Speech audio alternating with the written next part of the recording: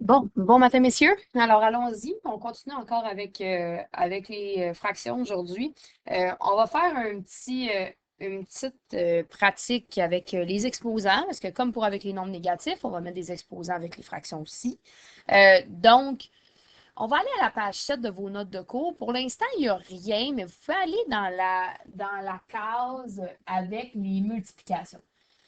Parce que, comme vous le savez, les multiplications et les exposants, c'est la même chose, c'est pareil, c'est juste que les exposants, en fait, vont vous dire de faire la même multiplication un certain nombre de fois, dépendamment de l'exposant qu'on a. Donc, on va aller les mettre avec la multiplication. Tu peux mettre les deux exemples qu'on a juste ici dans l'encadré. Euh, Pendant que tu sors tes notes de cours, tu peux toujours faire pause, revenir quand tu es prêt. Si ton cahier est déjà sorti, ben, pas de problème, on va continuer. Donc, ici, on a deux exemples. On a l'exemple avec la fraction qui est entre parenthèses, puis un exemple de la fraction qui n'a pas de parenthèse. Si on regarde la première fraction, une demi entre parenthèses, tout ça exposant 3. Ça, c'est ce que ça dit à moi, c'est que c'est toute une demi qui va être répétée 3 fois. Donc, ça serait une demi fois une demi fois une demi. Parce qu'encore une fois, les parenthèses, c'est comme un câlin mathématique. Ça regarde tout ensemble, puis ensuite va faire l'opération désirée. Donc, quand c'était un moins, ils vont mettre un moins devant tout. Quand ce serait un nombre, je ne sais pas moi, une opération, comme dans une parenthèse, c'est vraiment toute l'opération qui est mise au carré. Si on regarde le deuxième cette fois-ci. Donc, le deuxième exemple, il y a seulement le 1 qui est mis à la 3 et pas le 2. Ça veut dire que ce qu'on a, c'est la multiplication de notre numérateur 3 fois par lui-même sur le dénominateur qui, lui, est là juste une fois parce que l'exposant ne s'applique pas à lui. Donc, la différence entre les deux opérations, celui qui est en haut, on multiplierait toutes les 1 ensemble, donc qui donnerait 1, et en bas, toutes les deux ensemble, qui donnerait 8.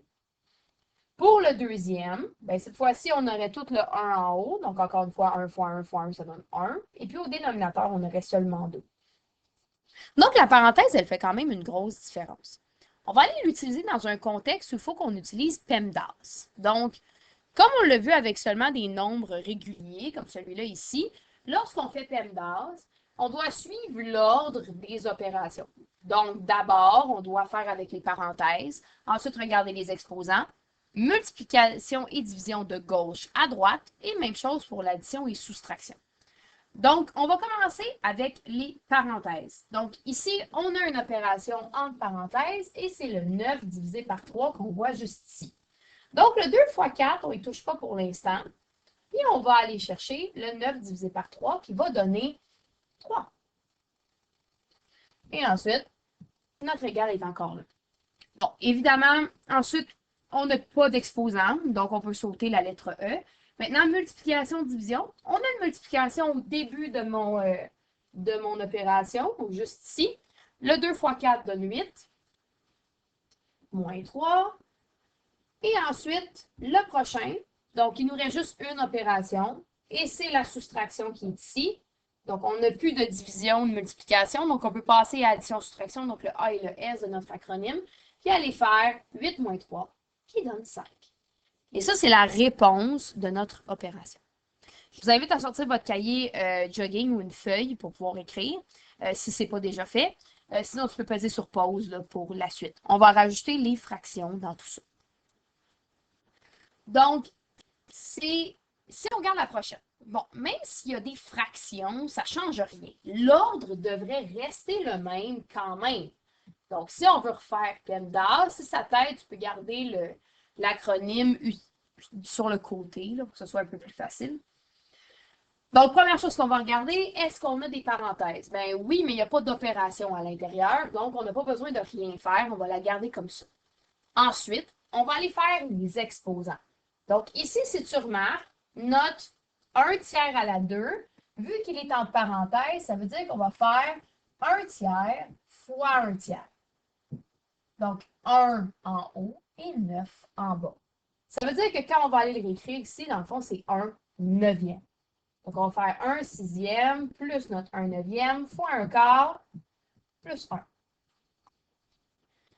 Ensuite, il n'y a plus d'exposants, donc ça c'est fait. On peut maintenant aller à multiplication-division. On a une première multiplication qui est au milieu ici. Donc, on va faire le 1 neuvième fois 1 quart qui est au milieu. Si tu te souviens comment faire la multiplication, quand on multiplie deux fractions, on multiplie tout le monde en haut ensemble, tout le monde en bas ensemble. Donc, si on fait 1 fois 1, ça va donner 1 au numérateur. Et 9 fois 4 va donner 36. Plus 1.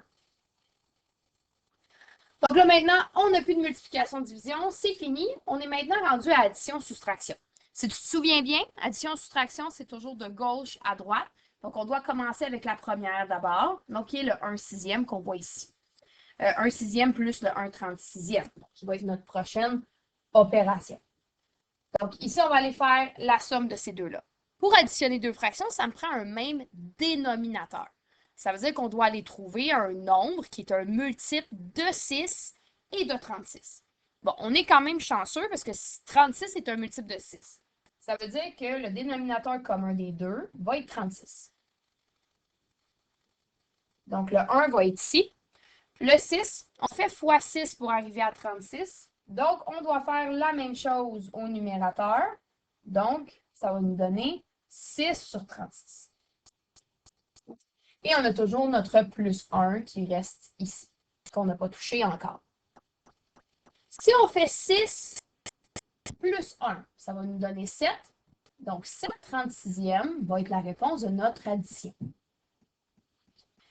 Bon, ici, il nous reste seulement une seule opération et c'est le 7 36e plus 1. Donc, on va aller mettre 1 sur le même dénominateur. En ce moment, 1, il est sur 1. Et mon but à moi, ça va être d'aller mettre tout le monde sur 36. Parce que comme ça, on va pouvoir aller faire la somme. Pour passer de 1 vers 36, j'ai fait fois 36. Donc, on doit faire la même chose en haut pour 36, 36e, qui va être la même chose que 1. Le 7 36e va rester au même endroit. Si on fait 7 plus 36, ça va nous donner 43, 36e. Et puis, on a gagné. Tu aurais pu laisser 1 et 7 36e. C'est pareil aussi. Mais c'est sûr que de le changer en fraction impropre est toujours la meilleure réponse. Je vais aller en essayer un autre, qui est un petit peu plus difficile selon moi. Si tu veux essayer de le faire, de le commencer par toi-même, vas-y. Tu es capable. Donc, de le commencer. Si jamais il y a un moment où est-ce que tu ne sais plus quoi faire, tu peux toujours venir suivre le corrigé qui va venir tout de suite après. Là. Donc, mets sur pause si tu veux l'essayer par toi-même, puis ensuite, tu pourras continuer. Bon, moi, je vais le corriger. Donc, allons-y. Toujours le même principe, on va aller chercher la première opération qu'on doit faire. Bon, dans ce cas-ci, la parenthèse gagne, donc c'est celle-là qu'on doit aller faire d'abord. On va aller retranscrire le reste, parce qu'on n'en a pas besoin. Donc, ici, 10 sur 11, plus 2 fois 5 septième, divisé par 14 sur 10, moins, et là, on va aller faire l'opération qu'il y a dans la parenthèse. Ici, on a des cinquièmes et des dixièmes. Donc, on peut aller faire sur 10, parce que 10 est un multiple de 5, donc ça va être leur dénominateur commun. Si tu ne veux pas avoir à faire une étape de plus à chaque fois que tu changes quelque chose sur le même dénominateur, tu peux toujours aller l'écrire en haut, là, ça serait quoi l'opération chercher. Donc, ici, pour passer de 5 vers 10, j'ai fait fois 2. On doit faire la même chose en haut, et le 6 dixième reste le même. Une fois qu'on est rendu là, on peut aller additionner les numérateurs. Donc, 2 plus 6 va donner 8. Et les dixièmes restent pareils. Bon, ensuite, on n'a plus de parenthèse, il n'y a pas d'exposant non plus. Donc là, on va pouvoir aller faire multiplication-division de gauche à droite. Donc, la première multiplication qu'on passe, c'est le 2 fois 5 septième qui est juste ici. 2, en ce moment, il est sur 1, n'est-ce pas? Parce que c'est un entier. Tous les entiers vont avoir un dénominateur de 1. On va pouvoir aller faire 10 sur 11, plus. Et là, on va aller faire l'opération. Pour multiplier deux fractions, on multiplie tout le monde en haut ensemble, tout le monde en bas ensemble. Donc, on va se retrouver avec 10 septièmes. Donc, 2 fois 5 donne 10 et 1 fois 7 donne 7. Et le restant va rester pareil. 14 sur 10, moins 8 dixièmes. On n'a pas fini, donc il nous reste une division encore. Donc, on va aller faire la prochaine division, qui est celle-là ici. Si tu te souviens bien, pour faire cette division-là, on allait aller multiplier par l'inverse. Donc, on va faire 10 onzièmes plus notre 10 septième va être encore ici. Et on va aller multiplier par le contraire, donc 10 sur 14. Moins 8 dixièmes. On va aller multiplier tout ça ensemble. Donc, on va avoir 10 onzièmes plus 100 sur 7 fois 14. C'est difficile. On va aller l'écrire ici. Donc, on va aller faire 7 fois 4 qui donne 28. 7 fois 1 qui donne 7, plus 2, 9. Donc, 98 ici au dénominateur, moins 8 sur 10. Bon, le 198e, moi, je vais aller le simplifier parce que je trouve que c'est un peu gros. Puis on n'a pas besoin d'un gros nombre comme ça en plein milieu de notre opération, là, surtout quand on va faire des additions après. Donc, 50 sur 49, moins 8 dixièmes. Donc, j'ai divisé par 2 en haut et en bas. Bon, là, on va aller faire des sommes. Bon, là, ils sont un petit peu gros, nos dénominateurs. Ça va faire des grosses sommes. Fait qu'on pourrait aller chercher un dénominateur commun à 11 et 49, mais ça va être la multiplication des deux. On n'aura pas ben le choix. Donc, 49 fois 11, on va aller multiplier ça. 1 fois 9 donne 9. 4 pour 1 fois 4. On met notre 0 en dessous quand on est rendu aux dizaines. 1 fois 9, 9. 1 fois 4, 4. Et on va aller faire la somme de tout ça ensemble. Donc, 539 va être notre dénominateur commun pour ces deux-là. Pour passer de 11 vers 539, j'ai fait fois 49. On doit faire la même chose en haut pour 490. Pour passer de 49 vers 539, j'ai fait fois 11. On doit faire la même chose en haut pour 550. Et notre moins 8 dixième, il est encore là, mais on ne s'en servira pas tout de suite. Bon, ensuite, on va pouvoir continuer. On a ici, on peut aller faire la somme des deux ici. Donc, 490 plus 550. Je vais vous l'écrire ici.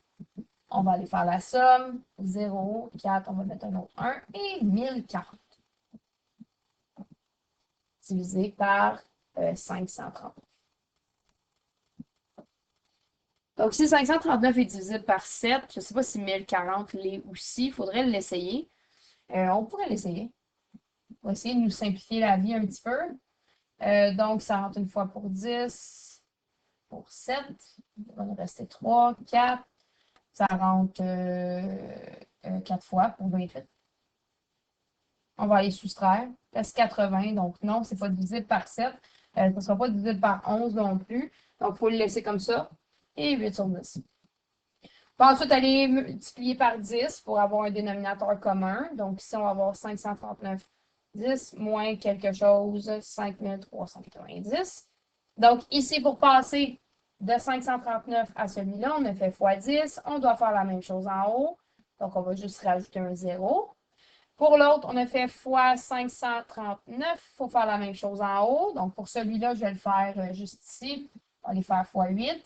8 x 9 va donner 72. 8 fois 3 donne 24, plus 7, 20, 31. 8 fois 5 donne 40, 43. Donc, 4312. On va aller soustraire les deux. Donc, moi, je vais le faire en étage. Parce qu'évidemment, la calculatrice n'est pas une option. Donc, on le fait à la main. 4312. On soustrait. Donc, ça, on ne peut pas aller chercher rien là. Il va rester 3, 9 et puis 10, 8 et 8, 0. On emprunte et 6. Donc, 6088 sur 5390. Il se divise par 2. Si vous voulez aller simplifier, ce n'est pas nécessaire, mais vous pouvez aller simplifier par 2. Vu que les deux sont pairs, donc ils finissent par un nombre qui se divise par 2, on sait qu'ils sont divisibles. Donc, vous pouvez le faire dans votre tête. Donc, le premier se fait quand même bien. Pour le deuxième, je vais aller faire le crochet de division par 2. Donc, 4, on va les soustraire. Donc, ici, 6 pour 12. Il va rester 1, on va me descendre 9. 9 pour 18. Et puis, il reste 10. Donc, 5, 2695. Et là, on a pas mal fini. Donc, celui en haut n'est pas indivisible par 3. On le sait qu'ils ne sont pas divisibles par 7 non plus. Donc, on a pas mal fini. Donc, la réponse serait celle-là, ici. C'est quand même assez difficile, celui-là. Là. Si vous ne l'avez pas réussi, c'est normal. Euh, on va aller en essayer un dernier que vous pouvez faire par vous-même aussi, euh, qui est encore plus difficile selon moi, là. Donc, il y a beaucoup plus d'opérations. Les nombres sont plus petits, par contre, donc ça va être beaucoup plus facile de trouver un dénominateur commun. Euh, donc là, cette fois-ci, je ne vais pas vous narrer tout ce que je vais faire. Je vais juste écrire les étapes une à la fois. Donc, vous pouvez vous corriger à la fin. Donc, juste porter attention au tableau. C'est tout ce que vous avez besoin de faire. Évidemment, je vous invite à mettre la vidéo sur pause et à l'essayer par vous-même aussi euh, pour vous aider à comprendre ce qu'on fait. Si vous décidez de ne pas le faire, c'est un peu votre problème, mais je vous conseille de l'essayer.